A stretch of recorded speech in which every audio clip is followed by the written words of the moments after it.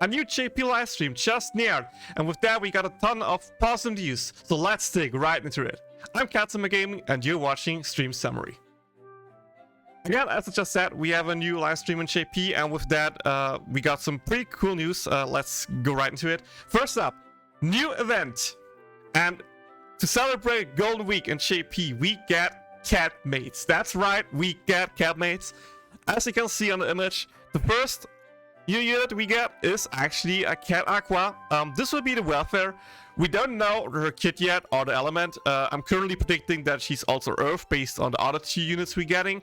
But like, come on guys, I appreciate that art. Doesn't it look awesome? Of course, since it's a 3-star, it will have a live 2D model and, you know, a menu outfit, but sadly not a battle outfit, I assume. Maybe I'm proven wrong, but I think so.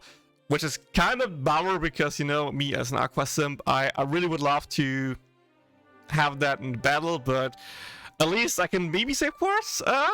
Let's see more about the other units.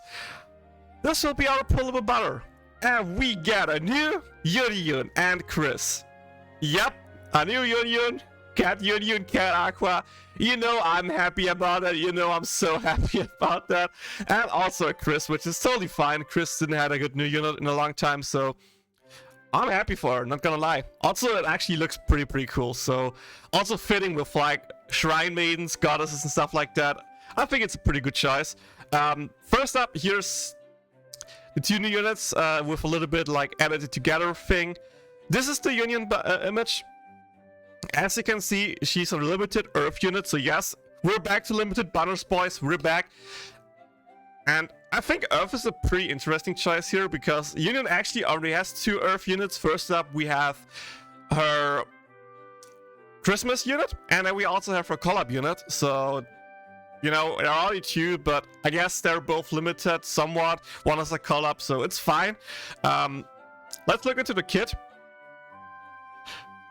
Here's the translated images for you guys, so you don't need to translate yourself, believe what I say. But yeah, passive trait is normally magic attack up, nothing crazy. Basic is also pretty normal. The skills are really interesting though. She has 2 AoE skills, the first one doing HP condition 140% and applies a weakness attribute for 10 seconds. So she's a restaurant AoE unit in Earth, so Rip Ensemble is a potentially. Second skill is also an AoE skill that lowers their magic defense for 12 seconds. So she will be really good in AoE arenas and can potentially work really well with, you know, Forbidden Wiz, aka our currently best dark unit in the game. But we'll need to see how good she actually is. Because, again, she's double AoE, so she's probably only really good in AoE arenas. But if we know Samsep, you know the next arena is probably an Earth AoE arena. Well, after the next one arena we get. Second unit is Chris, also Earth unit. Her last Earth was, if I remember correctly, her summer unit, which is like already 1.5 years old. So also totally fine that she gets a new Earth unit. And here's her kit. Normal physical attack, passive trait, nothing crazy. Normal basic attack, also pretty expected, since only fast have a special. She has AoE attack, also with HP condition to 160% damage to all enemies, and she increased a tier 2 ability for the whole team. So yes, another Chris, another speed boost kind of unit, which is really funny because apparently Chris just gets speed boost units. The second one is a double hit that also gives everyone a Earth damage boost X. So if you didn't know what X buffs is, X are like buffs that can coexist with normal buffs. So the best unit, again, Forbidden Wiz and Earth, can benefit from this because she already has a tier 2 Earth damage buff for herself. And with that, you know, she can just have both, which is pretty good and can be really strong. We need to see how that interacts with Wiz ulti buff, and if that also deals bonus damage with that. But yeah, also seems to be like a really good kit. With that, it actually will be really hard to predict what Earth team we actually use, because we just got Valentine's recently with Leah and Darkness being actually other good Earth units and stuff like that. So Earth is pretty stacked. From like having nothing to getting Forbidden in like a lot of pretty stacked units, it's kind of crazy to see how Earth actually changed. We also got a new login campaign with up to 3,000 quads to celebrate the Golden Week.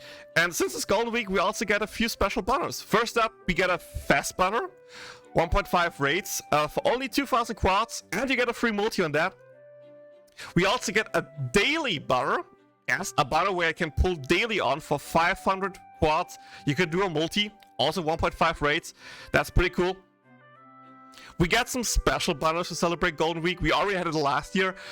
This year again, we have one banner where we can actually get team passive trade units. We can currently see here Megumi, Darkness, and Komiko. I expect everyone to be in there, which also includes, for example, Ochivanir.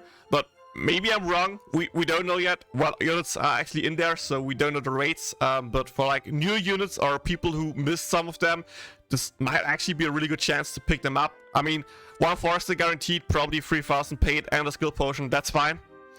There will be a second one with units with strong skills, and I'm not really sure what they're going with here. Like, I mean, Lisa's AoE ratio is pretty strong, and we used her off element before.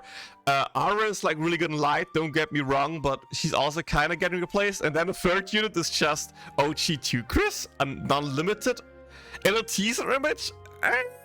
Also not sure if that is like one of the best skills to describe here. So again, could be good for newer players, but we need to see how it goes and what other units are in there. We got a new ThinkQuest stage to celebrate the spin-off, which means all of the Crimson Demons get a higher chance to get a Fame Passive drop, which is really cool. And together with that, we will get a new assist. Yeah, that's right, we will have a new boss. And I think everyone knows our Sylvia here from the movie. If not, watch the movie, it's really good. But yeah, she will probably be the boss, and if we defeat the boss, we get the shards for her, and with enough crystals or shards, however you want to call it, watch my guy video about ThinkQuest for more. You can craft her. We don't know her skill yet or what she's doing, but I'm still really hyped. More assists is always a welcome change, especially if they maybe can compete, or at least have a really good passive, so that you can use them as a passive unit. Besides that, long-awaited changes are finally coming. So in May, we get the option to choose the speed and auto on and off before we enter the battle. That is really, really good, because in like most arena runs, you actually probably press auto at the end, and then when you start, you don't want auto on, so you don't need to worry and be like fast with pressing. You can just check before the battle which settings are on and off and turn them on and off on your liking. So a nice addition, but like nothing too crazy. The second one here is the big one. Fame Quest will become skippable. That's right.